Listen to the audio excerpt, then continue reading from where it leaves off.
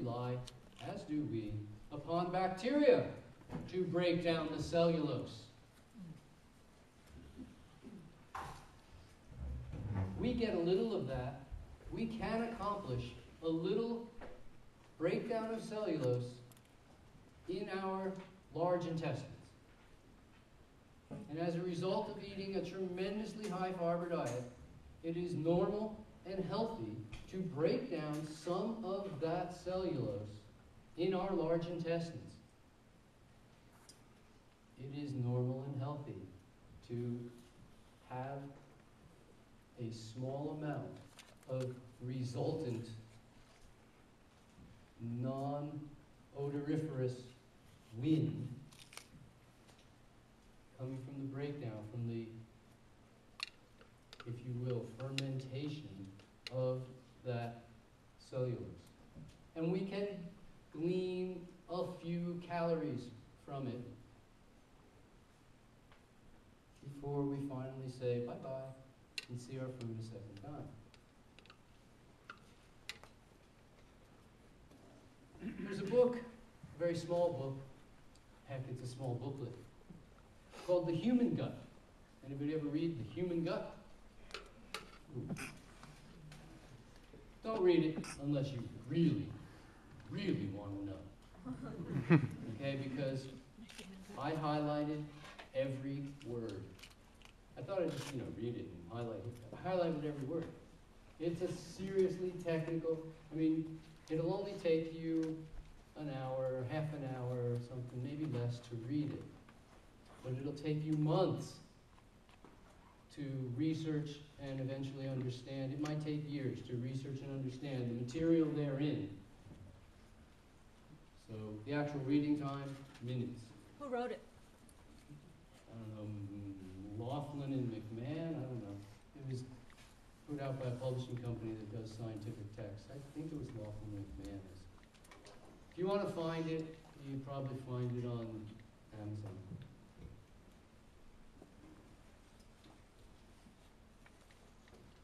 But it was rather interesting because this is one seriously technical explanation of what's going on from mouth to anus. And it got to points in the explanations where it said essentially, it always reminded me of the scientist writing on the blackboard the formula that goes across and back and across, all kinds of signs and figures and associations. You don't even know what those things mean. We know they have something to do with high-level math, and it's all in the entire blackboard, fills an entire blackboard. It gets to this point where he wants to finally prove whatever it is that he's about to prove. And then he gets to that point and he says, and right here it says, and here a miracle happens. And then we get the result we wanted. They said in the book in several different places, and here a miracle happens. Except they said, and here we don't really understand how this happens, but somewhere between polypeptide and amino acid, it isn't the body that's doing the job, but somehow right here at this little portal, polypeptides go in and amino acids come out, and somehow something is going on with bacteria that we don't really understand. It's got to be bacteria because it's not us. Okay, you understand that most of us is bacteria. We're just kind of a framework designed to carry around a whole bunch of bacteria. We're more bacteria than we are person.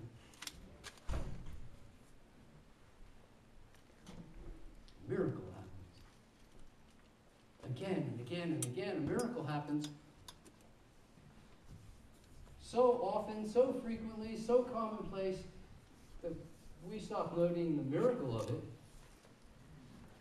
Egg and sperm, 1 + 1. The largest cell in the human body and the smallest cell in the human body. 1 + 1 adds up to 1. That's a miracle. The 1 divides of its own accord. It's brainless, and it divides. It's an undifferentiated cell, and it runs itself. And it turns into 2, 4, 8, 16, 32. You can do that on through as far as you want to go for a couple of weeks. And then this mass of undifferentiated cells begins to differentiate. That's a miracle.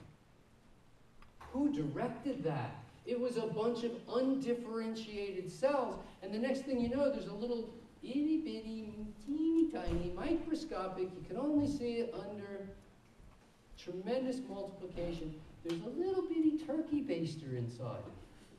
It looks like a turkey baster. It's a bulb and then a long stem, and then it comes to a point. It looks like a turkey baster. And off of that turkey baster, lines. Off of that primitive streak, lines come off. If you don't have a brain, how do you develop a brain? And which cells cause the brain to develop if they didn't have a brain from which to begin? How do you make something out of nothing? Off the lines, at the end of the lines, organs form. Buds start to, arms and legs develop. It's an a baby pops out. Now I digress. This is not my opinion. This came to me from someone else. I do not wish to be credited with this, but it was such a good story that I must tell it. Rosie's about to have a baby. Everybody's cheering her on. Daddy kind of thinks of, Mommy's going to have a baby. Daddy? Man, if you've never felt left out of your family, be the daddy around birth time. Baby crawls up onto mommy. Daddy's like useless. So this guy comes up to me and Rosie, a guy we knew, and he says, I want to tell you a story. I said, fine, tell us a story. Good, we could use a story right now. He says, I know a guy who's a famous chef. And his claim to fame was the special bread he makes. He became world famous off his bread. He's making bread, people are freaking out over the bread, everybody's buying the bread, it's the most amazing bread, it's starting to spread worldwide, he's getting noticed all around the place. Finally, he agrees to let all the media come in and see how he makes his bread. They all come to watch the bread. He takes them to the kitchen. He shows them the whole thing. And he says, but here is the secret. This is it. This is what makes the bread so special. He says, here it is. It's my oven. The secret is the oven. And they all go, no, nobody congratulates the oven.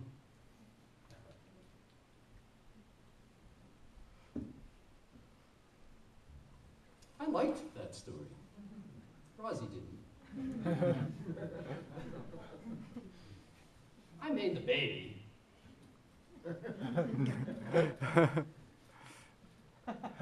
Said this guy. It wasn't me. He said, the lady she's the other.